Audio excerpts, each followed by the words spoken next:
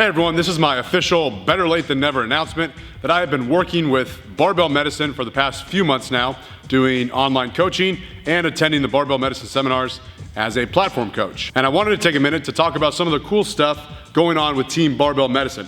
First and foremost, we are hosting a Barbell Medicine seminar in Arizona, March 24th and 25th. There are still spots available for that seminar. Make sure you sign up now. Those events always sell out. Information on that seminar will be found down in the description area of this video. I've been to 3 of these seminars now, and I'm being coached by Austin, and I still learn a lot from every one of these seminars. And if you put that in perspective, that says a lot about what you could learn if you've never attended one. Next, check out the Barbell Medicine YouTube channel, which in my opinion is the best channel, the second best channel on YouTube. Go to the website and sign up for their newsletter. The website has articles and a forum where you can get an account and ask questions. Now, the crowd favorite. The Barbell Medicine website has some of the best programs and templates available on the internet. I get asked every day about programs. Can you point me in the right direction? Where can I find a good program? And I send out links to these templates every single day. Next, we will be offering group monthly programming, which is exactly what it sounds like. It's less expensive than one-on-one coaching. You'll be put into a group based on your questionnaire. A program will be written for your group, and you'll be able to send videos for form checks, probably viewed by me. I think that's it, guys. Go check them out. Let's move on to the video.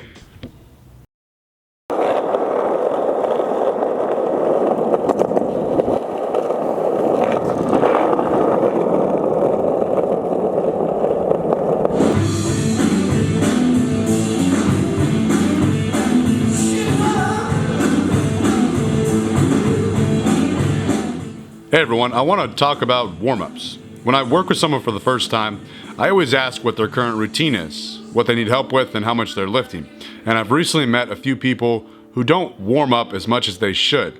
Some of them do the empty barbell for a few reps and then put their working weight on with nothing in between. And when I ask them why they don't warm up, they've said, well, because I thought that it was a waste of time. There's no need to warm up, right? And they've said that they heard Mark Ripito say that warming up is pointless. One person even said, I heard Austin and Jordan on the Barbell Medicine podcast explaining why warming up doesn't do anything. And I want to address this right now. Everyone should warm up. It is not pointless. In fact, I would say it's absolutely necessary. And I can't think of a situation where someone should not warm up, given they're lifting more than an empty barbell. Mark Ripito, Austin, and Jordan have never suggested not warming up. They have stated why they don't think that certain warm-up methods are a good use of your time, like static stretching, yoga, foam rolling, and activation exercises like glute bridges and such.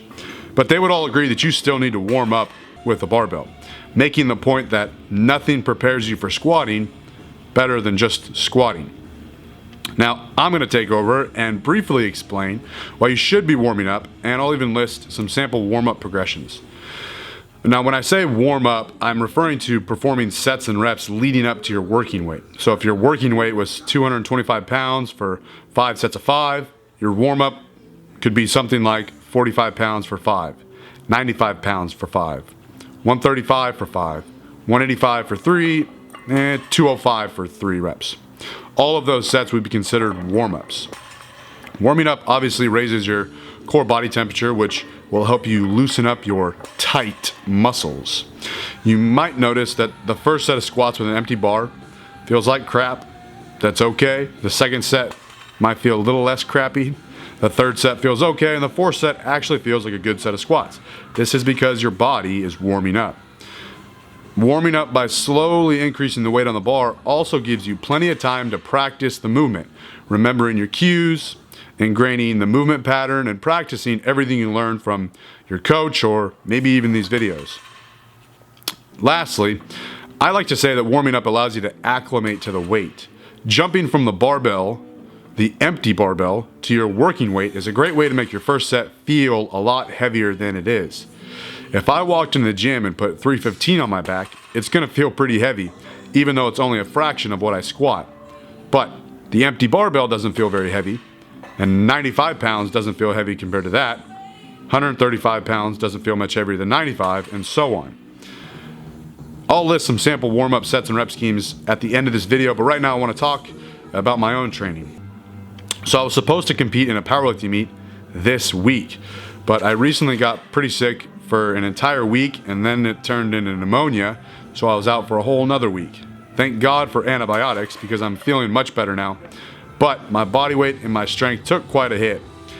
I'm not worried about it because as quickly as I drop down, I'll be right back to normal in the same amount of time. But anyways, I'm not competing this week. I'll be competing in May. This short break in training has left me determined to get even stronger than before I got sick. I've said before in an Instagram post that we often take things like our ability to train for granted. Sometimes we don't realize how much we enjoy something until it's taken away from us.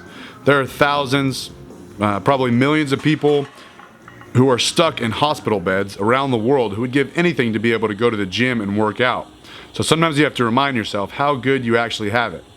Sorry for being so sappy. This is just my way of saying that I am motivated. So much so that once Austin sent me my next 5 weeks of training, I sat down and wrote target weights for each day, each lift, each week. I started 5 weeks out and listed where I wanted to be realistically in 5 weeks, and then I worked my way all the way back to today. Now, if you follow Austin, he loves talking about the mental approach to training, and he often says that expectations, good or bad, can affect your performance. So I figure if I start writing down target weights for each day and I expect to hit those numbers, I probably will. I'll check back in with everyone in 5 weeks and let you know how it's going.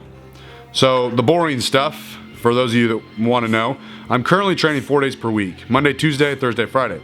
I squat 2 times per week, and then on a third day I perform a less stressful squat leg variation. As you see in this video, I'm performing the belt squat. I'm deadlifting twice per week, 1 comp deadlift day and 1 deadlift variation. I'm benching every day, 4 days a week, 1 comp bench day and the rest bench variations. I also do another form of pulling or back work, I guess you consider it, like good mornings, barbell rows, pull-ups, or lat pull-downs, sometimes some added dumbbell bench press. For the next 2 weeks, I'll be performing sets of 5 on the main lifts, and in a couple of weeks, I'll start incorporating singles back into my competition lifts. If you guys are attracted to this type of programming or you want to learn more, go check out the templates on the Barbell Medicine website, and go check out the group programming that I talked about at the beginning of this video.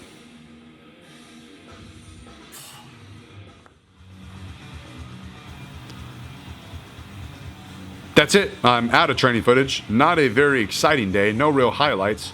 Just doing my 5s and my 8s. That doesn't sound very good. All right. Until next time, always remember, tread on time.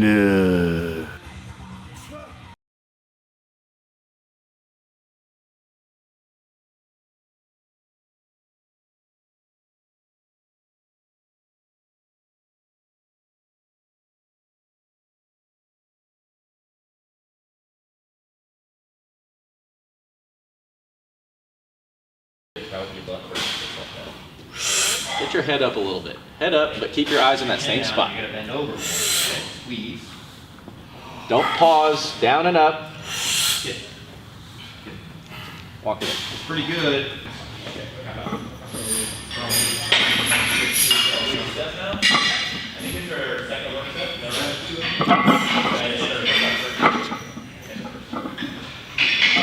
Good.